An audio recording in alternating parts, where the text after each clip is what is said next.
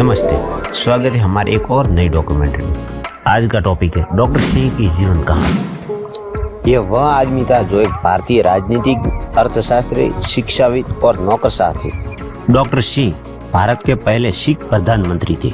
वह नेहरू के बाद पूरे 5 साल कार्यकाल पूरा करने के बाद दोबारा चुने जाने वाले पहले प्रधानमंत्री भी थे, जिनकी पहचान साल 1991 के भारत के अर्थव्यवस्था से भी है। यस, मैं बात कर रहा हूँ स्वर्गवासी डॉक्टर मनमोहन सिंह जी की, जिनका जन्म हुआ था आज के पाकिस्तान के गाह में, लेकिन 1947 में बंटवारा के समय सिंह परिवार भारत आया था। डॉक्टर सिंह का जन्म 26 सितंबर 1932 को खत्री बैकग्राउंड के पंजाबी सिख व्यापारियों के परिवार में हुआ था। पिताजी का नाम गुरुमुख सिंह कोहली और माताजी का नाम अमृत कौर थे। डॉक्टर सिंह जब बहुत छोटे थे तब उनकी मां का निधन हो गया था। फिर डॉक्टर सिंह का लालन पालन उनकी नानी जमुना देवी ने किया था, जिसके बहुत करीब थी। डॉक्टर सिंह की प्रारंभिक स्कूली शिक्षा 10 वर्ष की आयु तक उर्दू माध्यम में हुई थी। फिर उन्होंने पेशावर के एक उच्च प्राथमिक विद्यालय में दाखिला दिलाया गया। वर्षों बाद प्रधानमंत्री के रूप में भी सिंह ने स्पष्ट हिंदी भाषण उर्दू लिपि में लिखे। हालांकि कभी कभी वह गुरुमुखी का उपयोग भी करते थे, जो उनकी मातृभाषा पंजाबी लिखने के लिए इस्तेमाल किए जाने वाली लिपि थी। भारत के विभाजन के बाद उनका परिवार भारत के हल्द्वानी में आकर बस गया था। 1948 में वे अमृतसर चले गए, जहां उन्होंने हिंदू कॉलेज अमृतसर में अध्ययन किया था। 1952 से 1954 तक क्रमश स्नातक मास्टर डिग्री प्राप्त की और पूरे शैक्षणिक जीवन में प्रथम स्थान पर रहे। उन्होंने 1957 में कैम्ब्रिज विश्वविद्यालय में अपना अर्थशास्त्र ट्री पोस्ट पूरा किया और वे सेंट जॉन्स कॉलेज के सदस्य भी थे। कैम्ब्रिज के बाद सिंह भारत लौट आए और पंजाब विश्वविद्यालय में शिक्षक के रूप में कार्य भी किया। 1960 में वे डी फिल के लिए ऑक्सफोर्ड विश्वविद्यालय गए, जहां नफील्ड कॉलेज के सदस्य थे। इयान लिटिल की देखरेख में उनकी 1962 की डॉक्टरेट थीसिस का शीर्षक यह था, भारत का निर्यात प्रदर्शन 1951 से 1960, निर्यात संभावनाएं और नीतिगत निहितार्थ। और बाद में उनकी पुस्तक भारत के निर्यात रुझान और आत्मनिर्भर विकास के संभावना के आधार बनी। चलो थोड़ी सी नजर करते डॉक्टर सिंह की पर्सनल लाइफ पे। डॉक्टर सिंह ने साल 1958 में गुरुशरण कौर से विवाह किया। उनकी 3 बेटियां थी, उपिंदर सिंह, दमन सिंह और अमृत सिंह। उपिंदर सिंह अशोक विश्वविद्यालय में इतिहास के प्रोफेसर है। Daman Singh the last frontier, people and forest in Mizoram और एक उपन्यास 9x9 के लेखक हैं। Amrit Singh American civil liberties union में एक स्टाफ वकील है। एक नजर डॉक्टर सिंह के करियर पे। डॉक्टर सिंह अपनी डी फिल पूरी करने के बाद भारत लौट आए। फिर वे 1957 से 1959 तक पंजाब विश्वविद्यालय में अर्थशास्त्र के विशिष्ट व्याख्याता रहे। 1959 से 1963 तक डॉक्टर सिंह ने पंजाब विश्वविद्यालय में अर्थशास्त्र में रीडर के रूप में काम किए। साल 1963 से 1965 तक वे वहां अर्थशास्त्र के प्रोफेसर रहे। फिर वे 1966 से 1969 तक व्यापार और विकास पर संयुक्त राष्ट्र सम्मेलन के लिए काम करने के लिए चले गए। बाद में एक अर्थशास्त्री के रूप में डॉक्टर सिंह की प्रतिभा को मान्यता देते हुए ललित नारायण मिश्रा ने विदेश व्यापार मंत्रालय का सलाहकार नियुक्त किया। साल 1969 से 1971 तक डॉक्टर सिंह दिल्ली विश्वविद्यालय के दिल्ली स्कूल ऑफ इकोनॉमिक्स में अंतर्राष्ट्रीय व्यापार के प्रोफेसर रहे। 1972 में सिंह वित्त मंत्रालय में मुख्य आर्थिक सलाहकार थे और 1976 में वे वित्त मंत्रालय में सचिव। 1982 तक योजना के आयोग में थे और 1982 में उन्हें तत्कालीन वित्त मंत्री प्रणब मुखर्जी के अधीन भारतीय रिजर्व बैंक का गवर्नर नियुक्त किया और 1985 तक उनका इस पद पर मुकाम रहा। डॉक्टर सिंह 1985 से 1987 तक योजना आयोग भारत के उपाध्यक्ष रहे। योजना आयोग में अपने कार्यकाल के बाद 1987 से नवंबर 1990 तक जिनेवा स्विट्जरलैंड के मुख्यालय में एक स्वतंत्र आर्थिक नीति थिंक टैंक साउथ कमीशन के महासचिव थे। डॉक्टर सिंह नवंबर में 1990 में जिनेवा से भारत लौट आए और चंद्रशेखर कार्यालय के दौरान आर्थिक मामलों पर भारत के प्रधानमंत्री के सलाहकार के रूप में पद संभाला। मार्च 1991 में विश्वविद्यालय अनुदान आयोग के अध्यक्ष बने। चलो नजर करते हैं डॉक्टर सिंह के पॉलिटिकल करियर पे। वित्त मंत्री के रूप में 1991 से 1991 में भारत का राजकोषीय घाटा जीडीपी का 8.5% के करीब था और चालू खाता घाटा जीडीपी का 3.5% के करीब था। भुगतान संतुलन घाटा बहुत बड़ा था। भारत का विदेशी भंडार मुश्किल से $1 बिलियन अमेरिकी डॉलर था, जो 2 सप्ताह के इंपोर्ट के भुगतान करने के लिए पर्याप्त था, जबकि 2009 में यह $600 बिलियन अमेरिकी डॉलर बन गया था। और इसके लिए डॉक्टर सिंह ने प्रधानमंत्री और पार्टी को समझाया था कि भारत अभूतपूर्व संकट का सामना कर रहा है।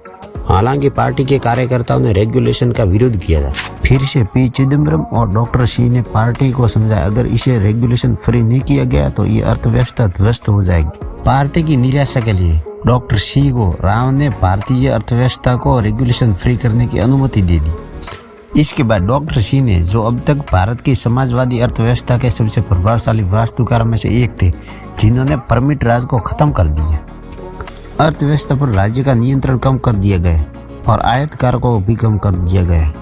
इस प्रकार राव और डॉक्टर सी ने अर्थव्यवस्था को खोलने और भारत की समाजवादी अर्थव्यवस्था को अधिक पूंजीवादी अर्थव्यवस्था में बदलने के लिए नीतियों को लागू किया। इस प्रक्रिया में लाइसेंस राज को खत्म किया। ये एक ऐसी प्रणाली थी जिसने निजी व्यवसायों की समृद्धि को बाधित किया था। उन्होंने प्रत्यक्ष विदेशी निवेश के रास्ते में खड़ी कई बाधाओं को हटा दिया गया और सार्वजनिक क्षेत्र की कंपनियों को निजीकरण की प्रक्रिया शुरू की। 1993 में डॉक्टर सी ने वित्त मंत्री पद से इस्तीफा देने की पेशकश की, क्योंकि जब संसदीय जांच रिपोर्ट के उनके मंत्रालय की आलोचना की कि वे 1992 में 1.8 बिलियन अमेरिकी डॉलर के प्रतिभूति घोटाले के पूर्वानुमान नहीं लगा पाए, प्रधानमंत्री राव ने डॉक्टर सी के इस्तीफे का अस्वीकार किया। इसकी वजह रिपोर्ट में सीधे तौर पर आरोपी व्यक्तियों को दंडित करने का वादा किया। ये पिक्चर 2004 की है, जब मनोनीत प्रधानमंत्री डॉक्टर मनमोहन सिंह ने अपनी सरकार बनाने के लिए भारत के 11वें राष्ट्रपति डॉक्टर एपीजे अब्दुल कलाम ने 19 मई 2004 को नई दिल्ली में अधिकृत किया था। भारतीय राष्ट्रीय कांग्रेस के अध्यक्ष सोनिया गांधी ने एक टेक्नोक्रेट मनमोहन सिंह जी को प्रधानमंत्री पद के लिए यूपीए का उम्मीदवार घोषित किया। इससे पहले डॉक्टर सी ने कभी भी प्रत्यक्ष लोकप्रिय चुनाव नहीं जीता था। बीबीसी के अनुसार उन्हें एक लोकप्रिय भारी समर्थन प्राप्त हुआ था, क्योंकि लोगों के द्वारा एक साफ सुथरे नेता के रूप में देखा गया था। फिर उन्होंने 22 मई 2004 को भारत के प्रधानमंत्री के रूप में शपथ ली। अब चलो एक नजर उनकी इकोनॉमी पॉलिसी पर कर देते हैं। डॉक्टर सी ने अपने वित्त मंत्री पी चिदम्बरम के साथ मिलकर उस अवधि की अध्यक्षता की जब भारतीय अर्थव्यवस्था 8 से 9% आर्थिक वृद्धि दर के साथ बढ़ी। 2007 में भारत ने 9% अपने उच्चतम जीडीपी वृद्धि दर हासिल की और दुनिया की दूसरी सबसे तेजी से बढ़ने वाली प्रमुख अर्थव्यवस्था बन गई। डॉक्टर सी के मंत्रालय ने 2005 में राष्ट्रीय रोजगार गारंटी अधिनियम मतलब मनरेगा लागू किया। डॉक्टर सी की सरकार ने स्वर्णिम चतुर्भुज और राजमार्ग आधुनिकीकरण कार्यक्रम को जारी रखा, जिसे वाजपेयी सरकार ने शुरू किया था। वित्त मंत्रालय ने किसानों को उनके कर्ज से राहत दिलाने और उद्योग समर्थक नीतियों की दिशा में काम किया। साल 2005 में डॉक्टर सी की सरकार ने बिक्री कर की जगह मूल्य वर्धित कर पेश किया। साल 2007 और 2008 की शुरुआत में मुद्रास्फीति की वैश्विक समस्या ने भारत को प्रभावित किया। डॉक्टर सी की health care and education policy. साल 2005 में प्रधानमंत्री सी और उनकी सरकार के स्वास्थ्य मंत्रालय ने राष्ट्रीय ग्रामीण स्वास्थ्य मिशन शुरू किया। 2006 में एम्स, आईआईटी, आईएम और उच्च शिक्षा के लिए अन्य पिछड़े वर्गों के लिए 27% सीटें आरक्षित करने का प्रस्ताव लागू किया, जिसके कारण 2006 में भारत में आरक्षण विरोधी प्रदर्शन भी हुए। 2 जुलाई 2009 को डॉक्टर सी मंत्रालय ने शिक्षा का अधिकार अधिनियम पेश किया, RTE। डॉक्टर सी की सरकार ने सर्व शिक्षा अभियान कार्यक्रम भी जारी रखा। इस कार्यक्रम में मध्याह्न भोजन की शुरुआत की थी और सुधार तथा निरक्षरता से लड़ने के लिए पूरे भारत में विशेष रूप से ग्रामीण क्षेत्रों में स्कूल खोलना शामिल था। डॉक्टर सी की फॉरेन पॉलिसी में कुछ खास तो नहीं है, लेकिन जुलाई 2005 में भारत अमेरिका असैन्य परमाणु समझौते पर बातचीत शुरू करने के लिए संयुक्त राज्य अमेरिका का दौरा किया था। पोस्ट प्रीमियरशिप 2014 से 2024 तक डॉक्टर सी का प्रधानमंत्रित्व आधिकारिक तौर पर 17 मई 2014 को दोपहर में समाप्त हो गया था, लेकिन उन्होंने 26 मई 2014 तक कार्यवाहक प्रधानमंत्री के रूप में कार्य किया। जब नरेंद्र मोदी ने नए प्रधानमंत्री के रूप में शपथ ली तो उन्होंने प्रधानमंत्री पद से इस्तीफा दे दिया था। उन्होंने प्रधानमंत्री पद के उम्मीदवारी के रूप में 16वीं लोकसभा के लिए 2014 का आम चुनाव नहीं लड़ा था। डॉक्टर सिंह को साल 2019 में राजस्थान के लिए राज्यसभा सांसद के रूप में चुना गया था। डॉक्टर सिंह अप्रैल 2024 में राज्यसभा से सेवानिवृत्त हुए और उनकी जगह सोनिया गांधी ने ले ली। डॉक्टर सिंह की illness and death. Doctor Singh की कई हृदय संबंधी बाईपास सर्जरी हुई थी, जिनमें से आखिरी जनवरी 2009 में हुई थी। मई 2020 में डॉक्टर सिंह को उनकी दवा से नकारात्मक प्रतिक्रिया के कारण एम्स में भर्ती कराया गया था। अप्रैल 2021 में डॉक्टर सिंह को कोविड की वजह से भर्ती कराया गया था। अक्टूबर 2021 में डॉक्टर सिंह को कमजोरी और बुखार का अनुभव होने के बाद फिर से एम्स में भर्ती कराया गया था। 26 दिसंबर 2024 को डॉक्टर सिंह नई दिल्ली में अपने घर पर गिर गए थे और उन्हें एम्स दिल्ली में आपातकालीन विभाग में भर्ती कराया गया था। अस्पताल में भर्ती होने के कुछ घंटों के बाद ही 52वें वर्ष की आयु में डॉक्टर सिंह की मृत्यु हो गई। सरकार ने बाद में 1 जनवरी 2025 तक राष्ट्रीय शोक की अवधि की घोषणा की और कहा कि वह डॉक्टर सिंह का राजकीय अंतिम संस्कार करेगी। बस आज के लिए इतना ही, हमें इजाजत दीजिए। शुक्रिया आप सब हमारे साथ जुड़े रहने के लिए।